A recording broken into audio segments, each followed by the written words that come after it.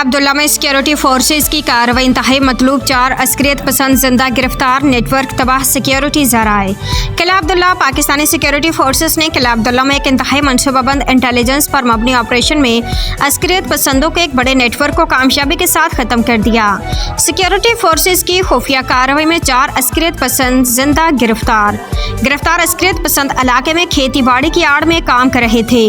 गिरफ्तार होने वाले अस्करियत पसंद अफगानिस्तान के रहायशी हैं और उनका ताल्लुक कलदम शिद्दत पसंद तंजीम TTP से है। गिरफ्तार होने वाले अस्करियत पसंदों की शनाख्त जलील उर्फ कुदरतुल्ला IED एक्सपर्ट, देसी साख्ता बम बनाने का माहिर, साकिन स्पिन बोल्दिक अफगानिस्तान।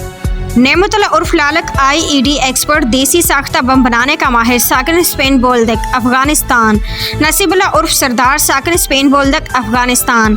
अजीजुल्ला उर्फ अनायत, साकिन अफगानिस्तान।